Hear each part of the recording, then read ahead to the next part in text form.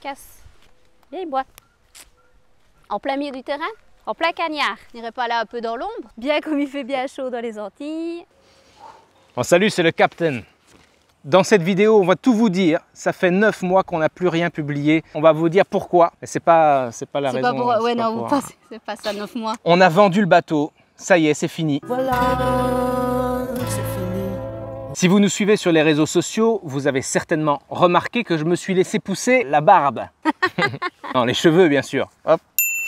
Dans la dernière vidéo, on était à Sainte-Lucie. Et on s'est baigné dans la source du volcan de la Soufrière. Je dois mettre sur la tête aussi parce qu'il paraît que ça fait pousser les cheveux. Bon, j'ai cru à une vanne, mais non, ça s'est réellement produit. Mes cheveux ont repoussé depuis. Les gardiens du parc vendaient des boules de boue en cachette. Ils n'ont pas le droit de vendre ça. J'ai acheté une boule. Bon, si ça intéresse quelqu'un, vous m'envoyez un message. Voilà, on peut s'arranger.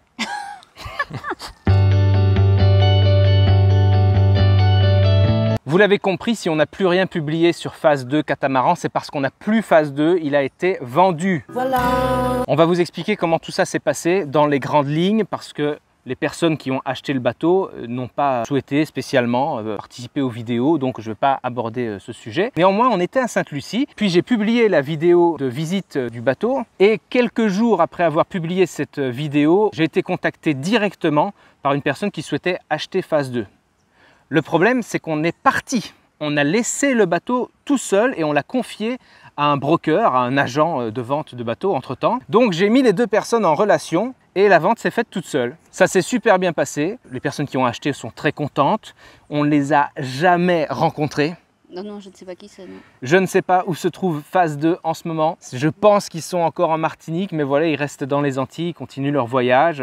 Sans nous, voilà, la page se tourne. Voilà. Et je peux vous dire officiellement aujourd'hui que phase 2 catamaran sur YouTube, c'est fini. C'est fini. Bah ouais, j'ai plus phase 2, donc je peux plus faire une web série là-dessus. J'espère qu'on verra pas trop mon téton. Mais t'avais qu'à te changer hein, si ça te préoccupe autant. Quand le bateau a été vendu et la vente finalisée, on a beaucoup réfléchi. Finalement, on s'est dit qu'on allait revenir à Terre de Haut, puis continuer les boulots qu'on avait avant. Donc voilà, on est installé ici et tout va bien.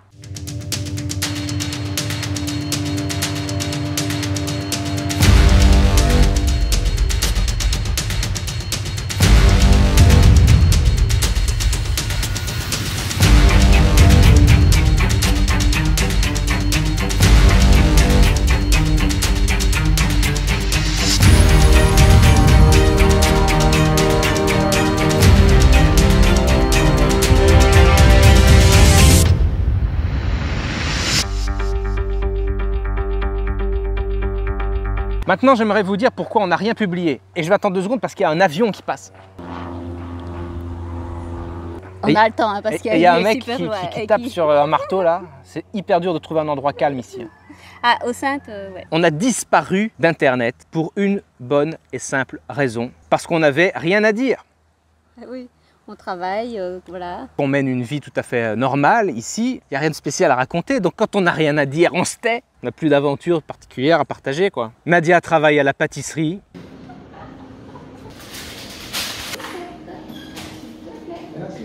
Et moi, j'ai toujours le plus beau métier du monde. Je suis agent portuaire, si on peut dire ça comme ça. Je fais toujours des vidéos.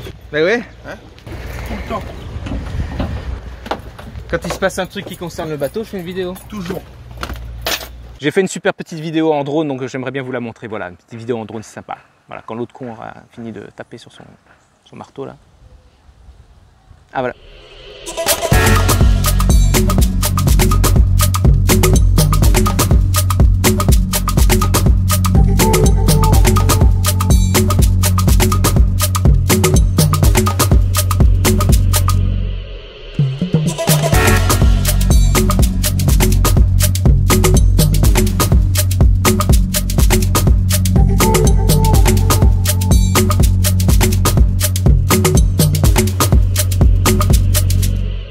Je fais la tournée une fois par semaine, la tournée des bouées.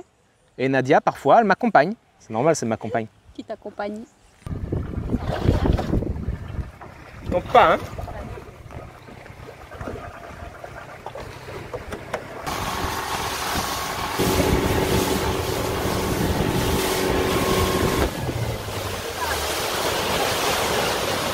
T'es malade? T'es malade.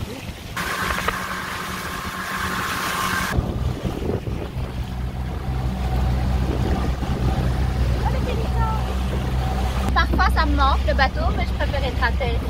Bon, on peut quand même vous parler un peu de nos loisirs. C'est vrai qu'on profite ici des jolies plages. L'eau est trop chaude.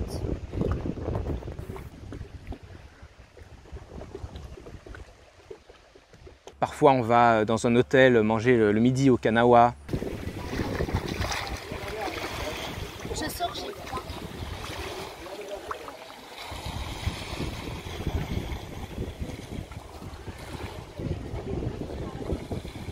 Moi, pendant mes temps libres, je me suis inscrit à la SNSM durant le premier confinement, là. D'ailleurs, la prochaine vidéo de la chaîne, parce que la chaîne n'est pas foutue, la chaîne existera toujours, ce sera une vidéo au sujet de la SNSM où on utilise un drone de sauvetage. Sinon, par rapport à l'aventure du bateau, j'ai qu'une seule chose à vous dire, si vous avez l'occasion de le faire, faites-le. Faites-le. C'est vrai que ça coûte cher, ça demande beaucoup de temps et d'investissement, c'est vraiment un sacrifice et un choix de vie, mais ça vaut le coup. Parce qu'en bateau, on est très libre, les Antilles, c'est magnifique. On rencontre plein d'autres plaisanciers, plein d'autres personnes qui ont vécu à peu près la même chose que nous, qui ont un peu les mêmes valeurs. On se fait beaucoup d'amis, c'est apéro jour et nuit, une sensation de liberté incroyable. Et sur l'eau, on se sent proche de la nature. La nuit, on est au milieu des étoiles, parfois dans une nuit noire totale. Et la journée, on se lève avec le soleil, les poissons, les pélicans. C'est fantastique, vraiment le bateau, c'est top. Par contre, est-ce que tu as des regrets par rapport à l'arrêt de cette aventure, au fait qu'on n'est plus sur le bateau et tout? Oui, parce qu'en fait, l'air. Sur le bateau, on avait beaucoup d'air. Et ici, comme on est en période cyclonique, il fait très chaud, Il fait chaud, à là. terre. Il y a peu de vent.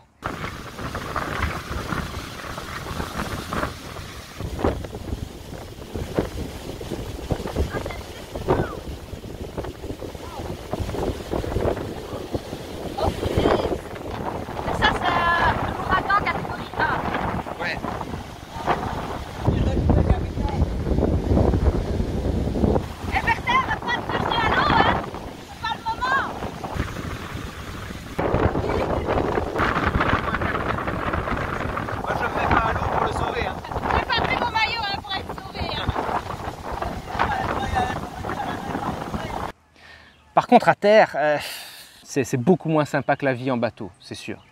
Ah bah alors pourquoi on a arrêté? Eh bien parce qu'il y a aussi des points négatifs à vivre sur un bateau. J'ai fait une liste. D'abord, ça coûte cher. Et très cher. Mais vraiment, c'est plus que ce que vous imaginez. Voilà, déjà ça, je peux vous dire. Ensuite, un bateau, c'est pas très écologique.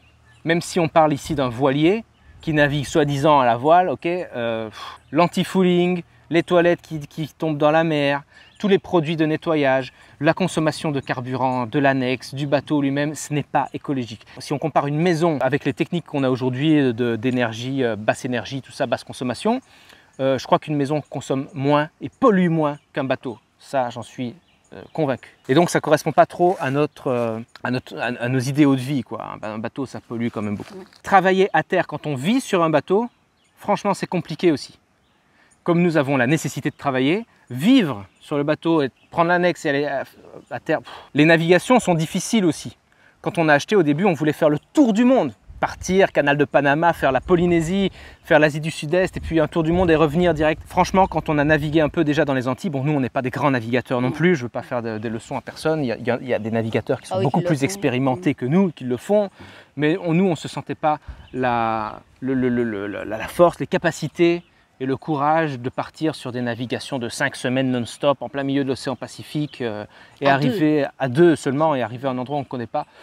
C'était pas notre truc. On s'est rendu compte déjà que naviguer en interil dans les Antilles, c'est déjà pas mal. Ça nous convenait. Au final, on maîtrisait super bien le sujet, mais plus que ça, je pense qu'on n'avait pas l'envie de le faire. Entretenir un bateau, c'est aussi contraignant, notamment nettoyer la coque. Aller en dessous et gratter la coque, moi je faisais ça une fois par mois. Il y a des sujets de discussion, tout le monde pourra dire « ouais, mais tu utiliseras tel anti-fouling et puis après, tu n'auras plus besoin de nettoyer tout ça ». Bon, ça, c'est des conneries. Hein, ça ne marche pas. Ok, c'est faux. N'importe quel anti-fouling, ok, il va fonctionner 2-3 mois si on veut, mais il faut entretenir. C'est pas comme dans une maison où après avoir travaillé, tu rentres chez toi, tu mets les pieds sous la table et tu te reposes, tu regardes tes PMP, tu vois. Non, c'est un entretien de fou. Le climat dans les Antilles, il est assez dur. C'est difficile à supporter, mais en plus, quand on est sur un bateau, bon, il fait moins chaud, mais on a plus d'humidité. Quand il pleut, mon Dieu, la saison cyclonique sur un bateau, je vous jure, c'est l'enfer. Tout est humide, on est moite, on va dormir dans un lit moite. Ou Ah ouais, alors, parfois tu dors dans un lit mouillé, quoi. ah ouais. Ou alors il faut être équipé d'une clim, fermer toutes les fenêtres, les portes et tout, et puis mettre la clim qui assèche le bateau, qui assèche le linge, qui assèche tout. Hein. On avait une clim, mais on ne pouvait pas la faire fonctionner, Non. on pouvait la faire fonctionner qu'au port, quoi. Au port. Au-delà du rêve du petit bateau et de la liberté, parce que tu vas aller te mettre dans n'importe quel petit mouillage gratos comme ça dans une île, en vérité, la plupart des beaux mouillages dans les Antilles sont devenus payants. Nous, quand on est arrivé, il y a presque, c'était il y a 4 ans, parce que c'était en 2018, il y avait encore plein d'endroits gratuits, et à cause du succès, je ne veux pas cracher sur les mouillages, puisque d'ailleurs je travaille pour une société qui gère des bouées de mouillage, le succès fait qu'on est obligé d'installer des bouées de mouillage. Et ça devient payant, donc autant payer un loyer dans une maison, c'est un peu la même chose, donc c'est toujours moins cher qu'un loyer. Moins cher. Ça dépend des lieux. Mais ça aussi, c'est un truc qu'on ne montre pas. Hein. Les beaux endroits, ça coûte cher. Et aujourd'hui, avec ce sympathique Covid, aller d'une île à l'autre, traverser des frontières, c'est de plus en plus complexe. Il faut faire des tests PCR, il y a des restrictions, il y a des quatorzaines dans les Antilles, mais alors dans le monde entier, si vous pensez à des voyages et faire le tour du monde, c'est chaud. Hein. Ça devient chaud. Hein. Le but principal d'avoir un bateau, c'est la liberté, et avec toutes ces restrictions, on en a de moins en moins. C'est pour ça qu'on ne regrette pas trop d'avoir vendu le bateau et de s'installer à terre.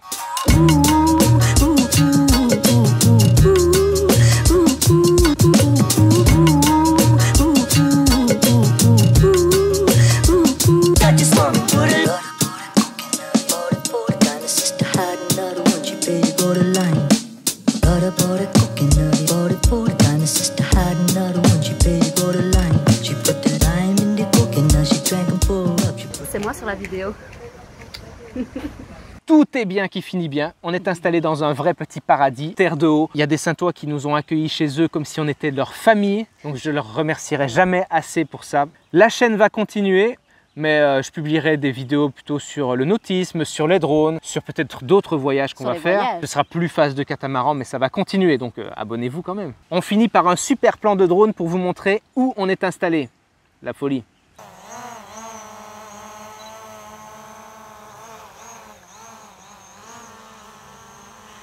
Oh, mais ça, il a failli le choper. Mais c'est toi. Tu vas finir par baisser le chien. Salut, salut. Ciao, ciao. En fait, t'as pas dit qu'on partait? Non, mais je dis pas ça dans la vidéo, non. Pourquoi? Sinon, les gens vont se désabonner, tu comprends? Bah non, mais on part pour de nouvelles aventures. Bah, c'est pas de nouvelles aventures d'aller en Belgique. Hein. Non? Et je veux dire quoi, que ton patron t'a viré? Je crois que c'est bien. Bah, de toi, t'as annoncé à ton patron ta démission? Non. Bah alors, voilà. Tu vois? Ça va où, hein? Tu le vois encore? Bah oui, je le vois. Il est loin, loin, loin, loin, loin, loin, loin. Putain de mouche. Et il m'a pas viré, mon patron. Pourquoi tu dis ça? Je mangeais trop de pâtisserie. Il a préféré pas renouveler mon contrat.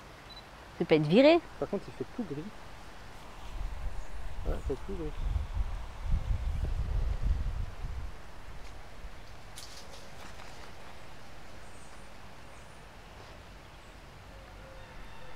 Je peux aller faire pipi.